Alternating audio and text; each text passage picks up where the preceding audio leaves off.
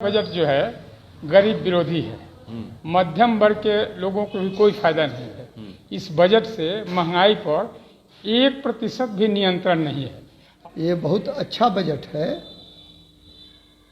आगे की 2 दशक से अधिक समय को ध्यान में रखते हुए ये बजट बनाया गया है। मध्यम वर्ग के लिए बहुत कुछ मिला है। 80 लाख घरों को, गरीबों को घर देने का जो वादा प्रधानमंत्री जी ने किया है, इस बजट में दिखाई आपको दे रहा है। और शिक्षा के क्षेत्र में ये एक अच्छी उपलब्धि है। और मंत्री निर्मला सीतारमण ने आज आम बजट पेश किया है और आम बजट पेश करने के बाद लगातार प्रतिक्रियाएं आ रही हैं। भारतीय जनता पार्टी के वरिष्ठ नेता अरुण कुमार सिंह इस वक्त मेरे साथ हैं। जानते हैं उनसे कि उनको इस बजट में किस तरह की बातें दिखाई दी हैं। सर, आपको इस बजट में क्या लगा? ये बजट कैसा है? ये बहुत अच्छा बजट है। आगे की 2 दशक से अधिक समय को ध्यान में रखते हुए ये बजट बनाया गया है। बजट की जो महत्वपूर्ण बात है कि देश के जो अन्नदाता हैं उन किसानों के आय को बढ़ाने के लिए बड़ा ही सबल और सफल प्रयास किया गया है। इसके अतिरिक्त यह बजट रोजगार को बढ़ावा देने वाला है। आत्मनिर्भर भारत इसकी थीम है और इस पर यह काम कर रहा है। निश्चित तौर पर अगर एक वाक्य में कहें तो यह बजट देश के सर्वांगीण विकास को समर्पित बजट है। सर ने इस बजट को सर्वांगीण विकास को समर्पित निर्मला सीतारमण ने आज आम बजट पेश किया है और इसके बाद शिक्षा को लेकर तमाम ऐसे पहलू हैं जो उसको लेकर लोग हमेशा सोचते हैं कि सरकार ने शिक्षा को लेकर इस बार क्या नया किया है। हमारे साथ शिक्षाविद हैं राकेश कुमार सिंह जी। हम जानते हैं कि सर, शिक्षा को लेकर इस बार के बजट में आपको क्या लगता है, क्या मिला है? देखिए, इस बजट में डिजिटल शिक्षा को बढ़ावा दिया गया है। डिजिटल शिक्षा पर जोर दिया गया है। शिक्षा में एक बहुत अच्छी बात यह है कि हर क्लास के लिए एक अलग चैनल होगा और इससे बच्चों को पढ़ने में, नई जानकारी में और सुविधा मिलेगी। जिस स्तर की पढ़ाई कभी कभी स्कूलों में नहीं होती है, उसको भी हम डिजिटल शिक्षा के माध्यम से देख सकते हैं, समझ सकते हैं। और ये शिक्षा का बजट पहले की तुलना में ज़्यादा है। पहले पिछले बजट में शिक्षा पर 55,000 करोड़ रुपए खर्च करने का प्रावधान था। जब इसको अब बढ़ाकर 63,000 करोड़ लगभग कर दिया गया है, यह लगभग 9% की बढ़ोतरी हो रही है। तो शिक्षा के क्षेत्र में ये एक अच्छी उपलब्धि है और इससे तकनीकी शिक्षा और नई शिक्षा को बढ़ावा मिलेगा। जी, आपको क्या लगता है सर कि आज के बजट में शिक्षा के अलावे और कौन से ऐसी चीज़ हैं जिस पर जो प्रभाव डालेंगे? देखिए, शिक्षा के साथ साथ कुछ आवश्यक और भी हैं, जैसे यातायात के साधन।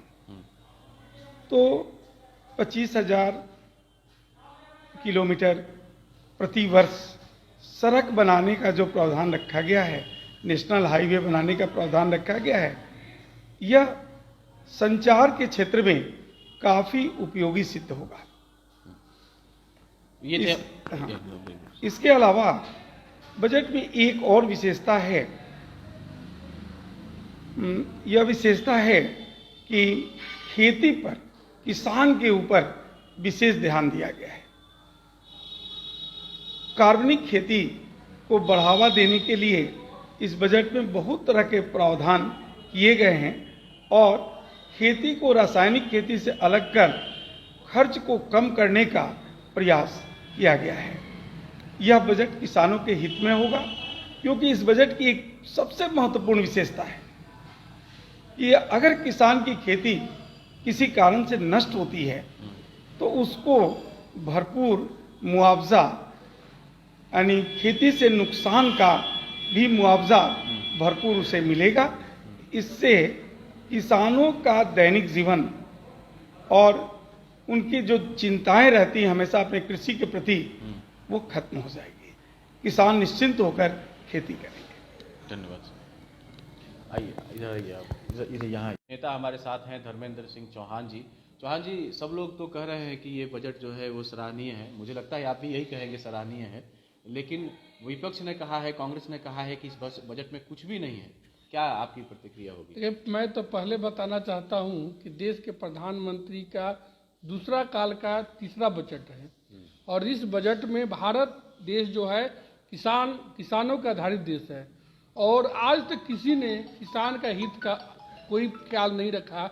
और हमारे देश के यशस्वी प्रधानमंत्री जी, जिनका आज तीसरा बजट वित्त मंत्री निर्मला सीतारमण जी जो पेश किया है, पूरे देश को जैविक खेती के आगे बढ़ाने के लिए और रसायन मुक्त जो पूरे देश के उर्वरक खेती जो कम होती जा रही है। बताया जा रहा है कि मध्यम वर्गीय परिवार को कुछ नहीं मिला, इसको लेकर क्या प्रतिक्रिया? देखिए, मध्यम वर्ग के लिए बहुत कुछ मिला है।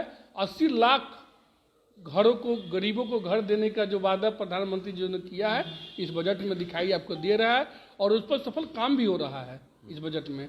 और किसान को सम्मान निधि से लेकर और सब सब्सिडी जो मिल रहा है, आज हमारे खेती करते थे और मेरा फसल नष्ट हो जाता था किसी प्राकृतिक आपदा से, तो उसका हमको मुआवजा मिल रहा है। आज किसान खेती के प्रति आगे बढ़ रहा है। हम लोग किसान खेती से भाग रहे थे, आज कुल मिलाकर ये बजट केवल किसानों के इर्द गिर्द ही घूम रहा है, ऐसा लगता है क्या? नहीं, मैं कहने का है कि यह देश भारत किसान आधारित देश है, इसलिए किसान को फोकस किया गया है और आम जनता सभी वर्गों को पूरा ख्याल रखा गया है इस बजट में। बजट जो है गरीब विरोधी है, मध्यम वर्ग के लोगों को भी कोई फायदा नहीं है। इस बजट से महंगाई पर 1% भी नियंत्रण नहीं है। अब महंगाई से सारी जनता त्रस्त है। अब दूरगामी सड़क बना के क्या होगा? जब आदमी जीवित रहेगा तब ना, महंगाई से प्रायः लोग मर जाएंगे। किसानों की बात जहाँ तक है, जहाँ खाद उपलब्ध नहीं है वहाँ प्राकृतिक खेती का इसमें प्रावधान किया गया है। 80% जहाँ के किसान मूर्ख हैं, ये पढ़े लिखे लोगों के लिए ये यहाँ संभव नहीं है। ये अप्रायोगिक आदमी जो खेती गृहस्थी को नाम मात्र के भी नहीं जानता है, वो आदमी ऐसे बजट का प्रावधान किया है। टेबल पर बैठे हुए जो पदाधिकारी हैं, जो कि खेत में कभी झांके भी नहीं हैं, उन लोगों का ये प्रावधान है। धन्यवाद। क्या नाम है आपका? नागेश्वर ओझा। धन्यवाद।